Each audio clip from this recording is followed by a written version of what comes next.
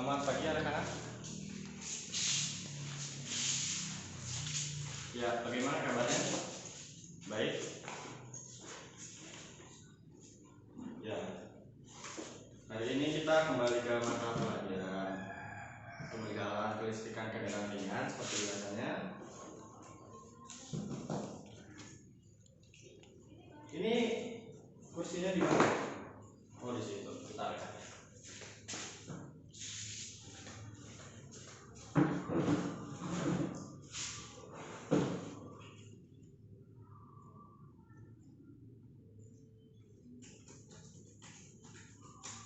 Ya, sebelum kita mulai mata pelajaran pada hari ini, alangkah baiknya saya periksa kehadiran siswa-siswa tersebut, siswa-siswa terlebih dahulu. Untuk yang ditulis namanya dimohon bilang hadir ya. Andi, Abdul, Khairul, Bagas, Imam, Syahid, Rizal, hadir. Ya.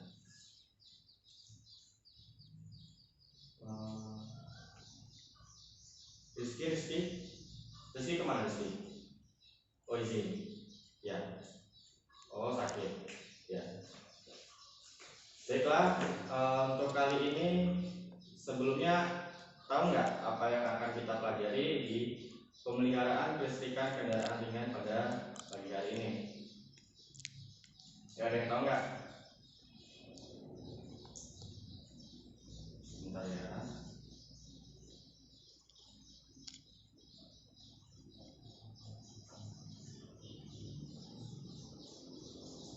Ya. Karena nggak ada yang tahu, saya kasih clue atau tunjuk apa yang akan kita pelajari pada pagi hari ini. Yang akan kita pelajari pada pagi hari ini adalah tentang jika suatu kendaraan mempunyai sistem kelistrikan apa aja utamanya yang dapat menyebabkan kendaraan tersebut bisa berjalan atau beroperasi. Ayo, ada yang bisa nggak? Ya, siapa? Rizal, apa? Ya, sistem bahan bakar yang buat kendaraan bisa jalan. Terus ada lagi sistem pengapian. Ya, betul, sistem pengapian. Nah, satu lagi, sistem kelistrikan yang dapat mengakibatkan kendaraan tersebut dapat beroperasi atau berjalan. Mesinnya nyala, mobilnya jalan. Tuh. Ada yang tahu nggak? Nah, betul, sistem starter. Kita akan belajar sistem starter. Kenapa saya bilang sistem starter merupakan sistem yang utama pada kendaraan tersebut? Karena begini, jika kendaraan tersebut sistem pengapiannya oke, berjalan, sistem bahan bakarnya berjalan, udaranya ada dengan kompres yang sesuai, tapi kalau nggak ada sistem starter, dia itu tetap nggak bisa berjalan, betul? Nah, maka dari itu di sini sistem starter ini sangat penting bagi kendaraan tentunya, apalagi di mobil gitu kan. Kalau di sepeda motor, kita kan tahu kan ada dua sistem starter yang ada di sepeda motor. Apa aja tuh? Ada yang tahu? Nah, sistem starter yang dua tersebut adalah yang pertama, sistem starter mekanik yang biasanya ada di engkol. Kalau kita bilangnya apa? Ada yang bilangnya oblekan, ada yang bilangnya engkol. Nah, itu sistem starter mekanik yang ada pada sepeda motor. Walaupun saat ini sistem sepeda motor sudah banyak yang menghilangkan starter mekaniknya gitu. Nah, yang kedua adalah sistem starter elektrik. Nah, inilah yang akan kita pelajari di mobil. Kenapa hanya ini? Karena di mobil hanya tersedia sistem starter elektrik. Nggak mungkin kan di mobil kita starternya secara mekanik gitu.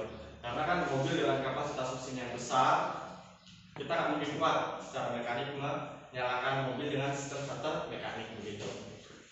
Nah, langsung saja kita pertama belajar tentang bagaimana sih sistem starter itu dapat bekerja? Jadi kan mulanya sistem starter itu kan bekerja dengan cara memanfaatkan energi listrik menjadi energi mekanik. Nah, energi mekanik ini tetap yang akan berusaha menjalankan memutarkan poros engkol sehingga mesin dapat berfungsi atau berjalan. Nah, sistem starter ini memanfaatkan elektromagnetik.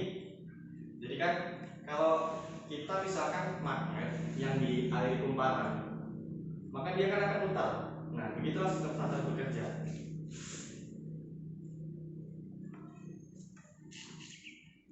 Nah, selanjutnya kita akan masuk ke dalam pembagian. Tadi kan sistem starter ada starter. Tadi dibagi menjadi dua, yang mekanik dan yang elektrik.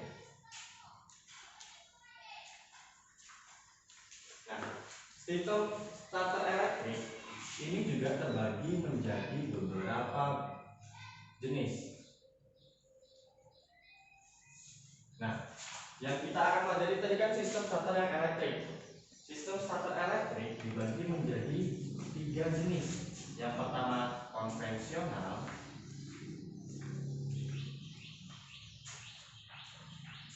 yang kedua itu ada starter revolusi,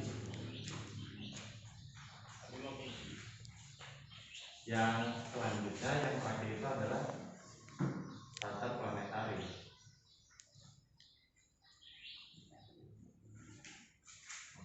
Apa sih perbedaan dari ketiga sistem starter ini? Nah, sebelumnya kita harus mengetahui cara kerja dari sistem starter. Cara kerja dari sistem starter. Bagaimana cara kerja dari sistem starter? Nah, sistem starter bekerja memanfaatkan energi listrik. Seperti yang tadi saya bilang, energi listrik dimanfaatkan dan diubah menjadi energi mekanik. Otomatis menggunakan misalnya baterai. Nah, baterai ini akan mengalir ke mana? Ya, ini langsung masuk ke sistem starter. Akan tetapi di dalam sistem starter tersebut terdapat beberapa rangkaian komponen yang mengakibatkan pengubahan energi listrik tersebut dapat menjadi energi mekanik. Gitu. Nah, untuk komponen-komponen tersebut adalah ini saya jelaskan. Yang pertama adalah ion as. Ion as. Ion. Nah, kalau di sini tuh fungsi ion itu sebagai menopang polkor. Menopang polkor.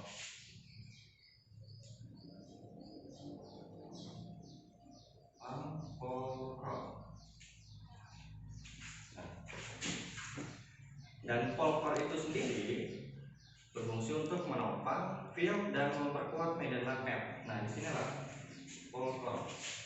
Ini kan ion ini bagian saya polkor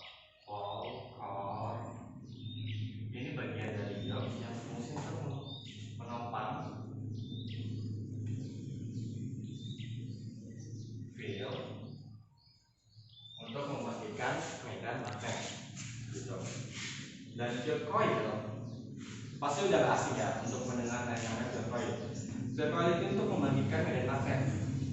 Jadi medan magnet tersebut yang dibagikan oleh field coil itu berasal dari arus listrik yang mengalir melalui field coil tersebut. Gitu. Nah, selanjutnya ada komponen yang namanya armatur.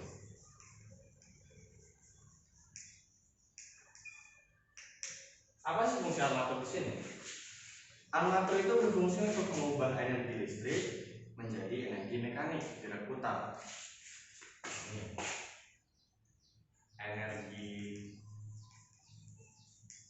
mekanik, energi listrik menjadi energi mekanik.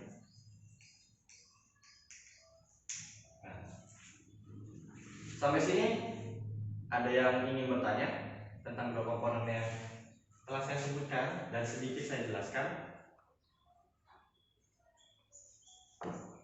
Ya, Rizal apa? Armatur, ya armatur. Nah, jadi gini, jika tadi kan di dalam ion tersebut terdapat polkor, dan polkor tersebut terdapat di dalamnya ada yang namanya field coil. Field coil berfungsi untuk membangkitkan magnet. Nah, armatur ini berada di dalam field coil.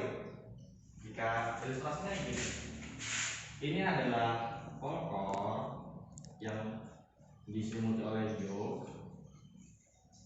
Nah, ini yoke. Maka di dalam ini ada yang namanya armatur. Ketika medan magnet dibangkitkan di sini, di bagian luar ada medan magnet. Maksudnya medan magnetnya di dalam ini, di luar armatur dan di dalam koil. Sehingga di sini kan ketika ada medan magnet otomatis terjadi putaran. Di sini lah proses mengubah energinya. Proses mengubah energi listrik menjadi energi mekanik. Yang mengubah itu ya si armatur ini lah, gitu. Sampai sini paham? Yang lain? Paham kan ya? Terima kasih. Selanjutnya ada brush atau sikat.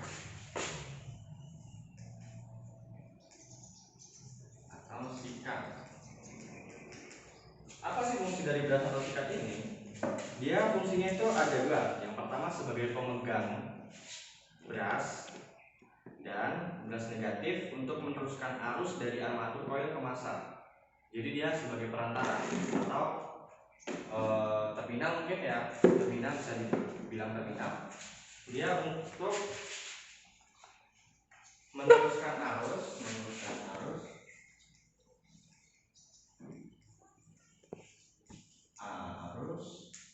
dari mana tadi? Dari armatur ke koil ke massa. Armatur koil ke massa. Armatur koil ke massa. Nah, selanjutnya ada starter clutch. Starter clutch.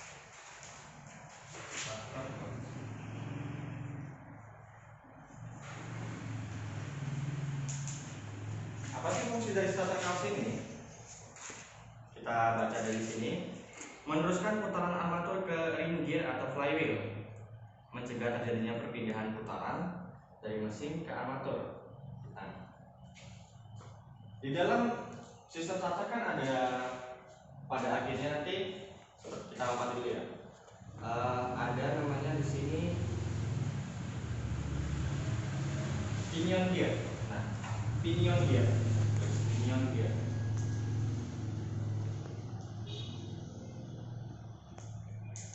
Nah, sebelum pinion gear ini dapat berputar, sebenarnya di dalamnya itu terdapat namanya starter clutch. Fungsinya itu apa?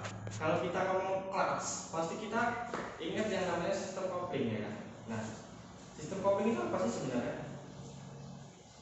Coba Andi, apa sistem kopling? Fungsi dari kopling? Ya, menghubungkan dan memutuskan putaran dari mesin ke transmisi, gitu ya. Nah, sebenarnya sama di sini, akan tetapi untuk yang diputuskan dan dihubungkan itu berbeda.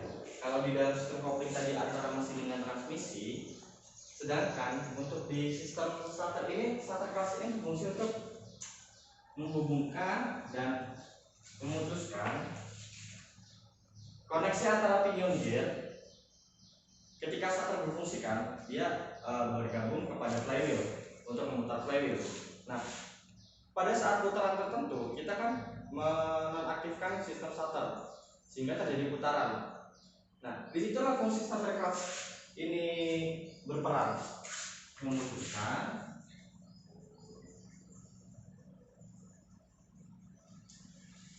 dan menghubungkan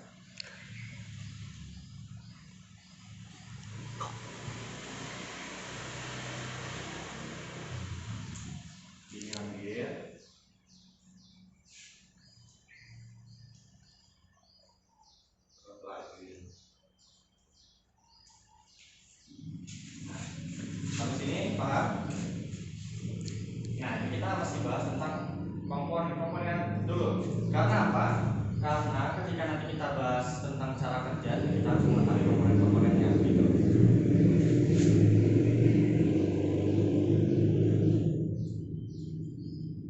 Selanjutnya ada magnetic switch. Nah, ini salah satu yang berperan nih, magnetic switch.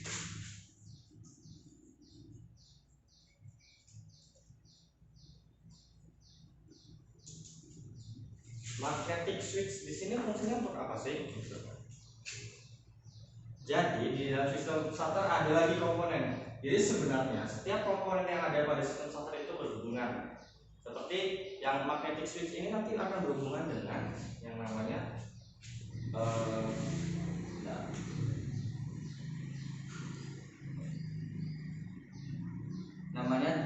drive lever.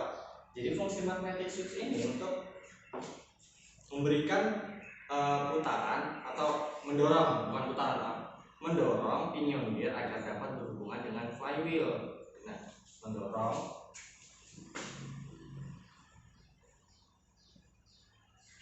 pinion gear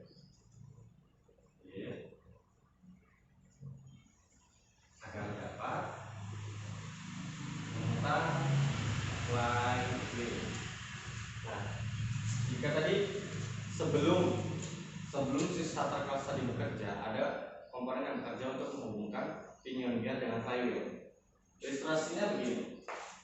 Antara pinion gear, ini ibaratkan gear ya.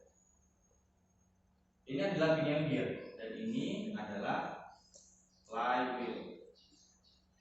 Nah, pada saat belum bekerja, pinion gear dan flywheel itu tidak berada pada satu garis lurus, sehingga dibutuhkan komponen yang berfungsi untuk mendorong pinion gear ini dapat berfungsi ke menggerakkan sehingga nanti akan bergeraknya ke sini, sehingga mereka akan berhubungan. Ketika pinion berhubungan, ada putaran memutar flywheel, mesin bekerja. Begitu. Paham sampai sini? Ya.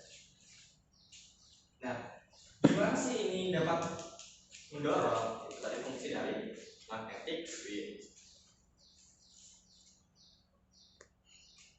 Selanjutnya adalah kita masuk tadi drive lever ya, Jadi antara komponen pinion gear dengan magnetic switch itu tidak begini. Ini magnetic switch dan ini adalah pinion gear, sehingga dibutuhkan istilahnya tuas yang dinamakan drive lever yang bekerja untuk mendorong si pinion gear tadi. Nah, sampai sini ada pertanyaan atau tidak? Agar kita lanjut. Paham? Ya. Selanjutnya kita akan mencoba mengetahui cara kerja dari sistem starter ini.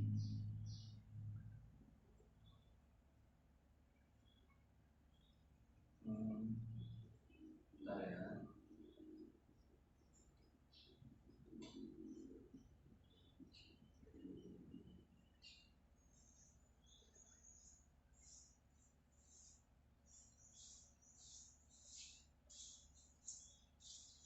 Nah, ini saya ada contoh cara kerja dari sistem starter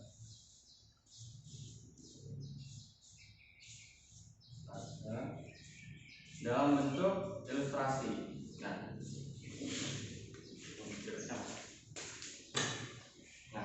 kita di sini akan melihat bagaimana cara kerja dari sistem starter. Nah, ini yang saya bilang tadi drive lever, ini yang saya bilang tadi pinion gear, di sini ada magnetic switch, di sini ada yoke atau pole core yang bukan yoke atau pole core ya. Mereka merupakan komponen yang berbeda kan, tetapi dalam satu kesatuan yang berdekatan gitu.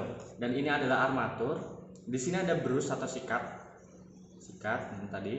Nah, sederhananya cara kerjanya seperti ini.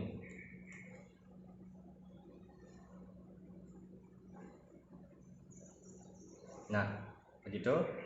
Ketika arus dialirkan menuju dari baterai, ketika di on kan bukan on, akan tetapi kalau di dalam sistem kunci kontak itu kan ada namanya on, ignition, dan juga starter.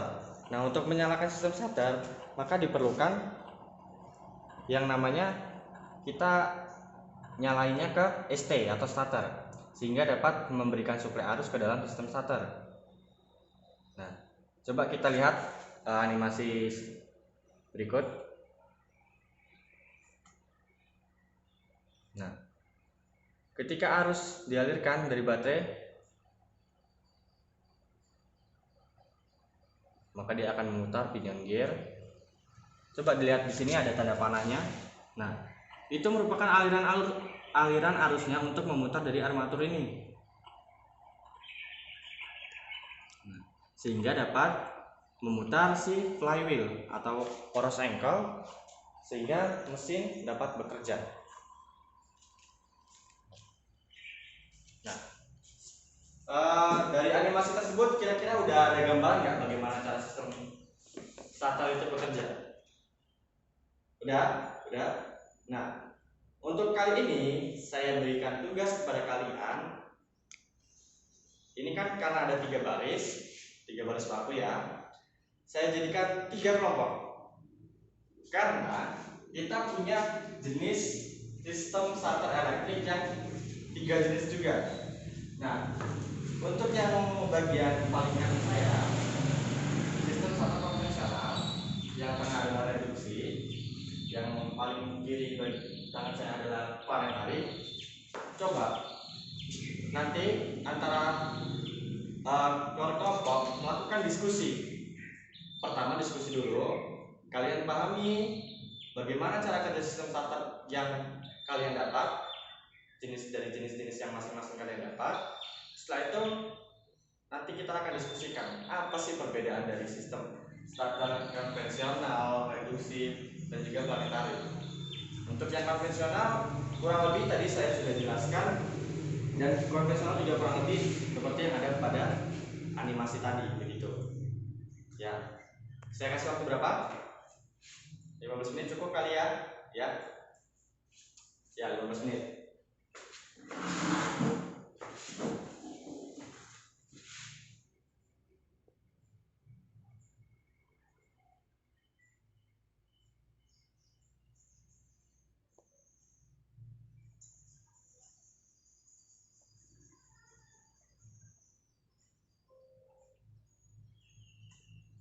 Nah, bagaimana hasil diskusinya? Ya, ada yang berani menyampaikan? Tadi kan kita udah melakukan diskusi, sudah melakukan pemahaman awal mengenai komponen-komponennya. Coba ada yang ingin menyatakan pendapat dulu nggak secara umum? Ya, siapa? Yudi? Iya, silakan. Ya, betul.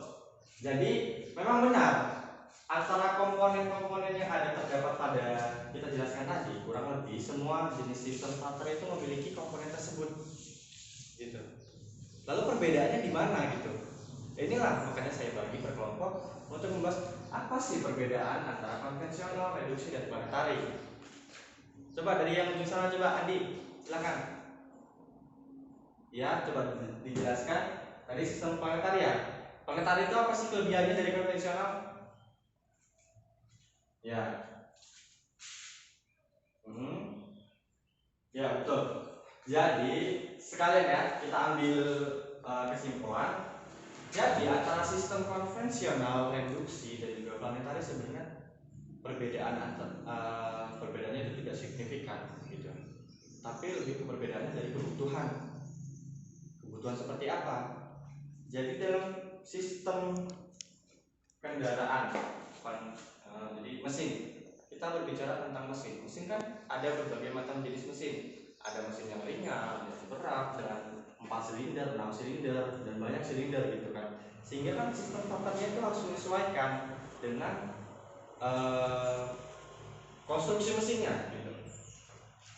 Jadi antara konvensional, reduksi dan planetari di sini terdapat perbedaan yang merupakan utama dari perbedaannya adalah di mana sistem reduksi memiliki yang namanya gigi reduksi yang berfungsi untuk mereduksi putaran dari pinion gear sehingga putarannya itu melambat.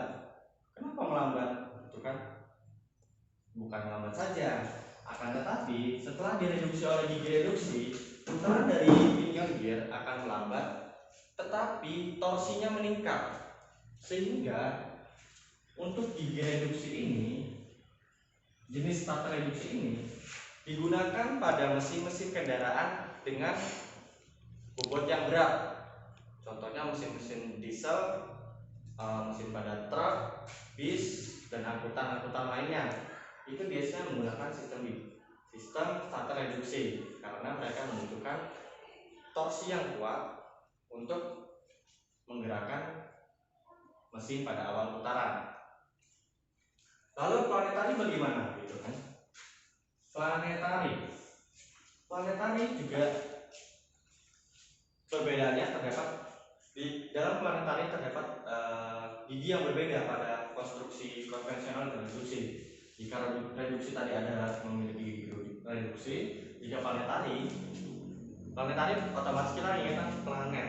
Planetari itu dia susunannya seperti susunan planet. Jadi begini, ada namanya ring gear, ada pinion gear, dan ada sun gear. Ada sun gear dan di sini gear yang memutarinya. Jadi kurang lebih konstruksinya seperti ini. Fungsinya untuk apa gitu? Fungsinya sebenarnya hampir sama seperti gigi reduksi. Dia untuk mereduksi putaran. Akan tetapi di planetari ini memiliki kelebihan di mana putarannya itu lebih halus, lalu suaranya juga lebih halus. Makanya sistem starter planetari ini banyak digunakan pada kendaraan-kendaraan sekarang yang memerlukan torsi yang kuat untuk mengangkat dari putaran awal mesin dengan suara yang tidak berisik lah istilahnya gitu. Nah, gitu penjelasannya mengenai konvensional, reduksi dan planetari. Kira-kira ada pertanyaan yang akan disampaikan? Ya, kalau tidak saya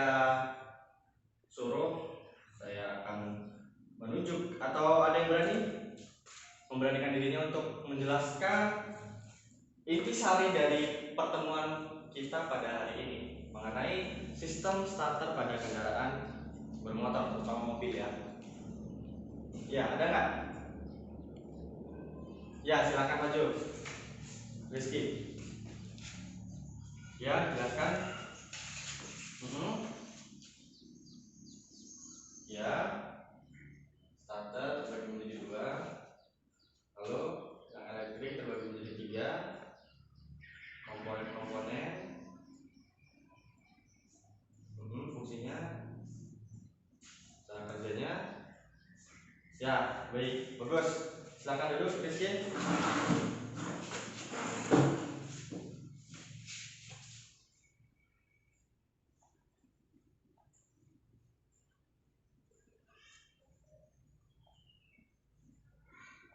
Ya, mungkin hanya ini saja yang dapat saya sampaikan pada hari ini. Untuk minggu depan saya mohon dibaca-baca mengenai sistem starter ini lagi, karena kita nanti akan memasuki pemeriksaan sistem starter. Jadi zaman sekarang kan udah ada yang namanya internet dan fasilitas-fasilitas lainnya yang dapat mendukung kita belajar di rumah. Jadi tolong untuk siswa di rumah dibuka HP-nya, jangan lihat yang macam-macam, tapi lihat yang mengenai pelajaran kita pada hari ini. Coba dilihat cara membuka starter gimana, cara bongkarnya gimana, lihat spesifikasinya, sehingga pada pertemuan depan kita ada yang akan kita bahas atau lebih banyak yang sudah siswa dapatkan dari rumah gitu, sehingga saya tinggal menjelaskan dan meluruskan mengenai sistem starter yang akan kita bahas di minggu depan. Itu saja. Sebelum kita mengakhiri kelas pada pagi hari ini, alangkah baiknya kita berdoa terlebih dahulu. Silakan dipimpin.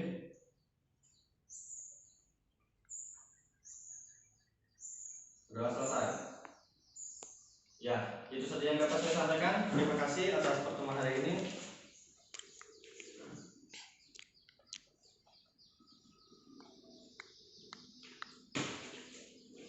Assalamualaikum warahmatullahi wabarakatuh.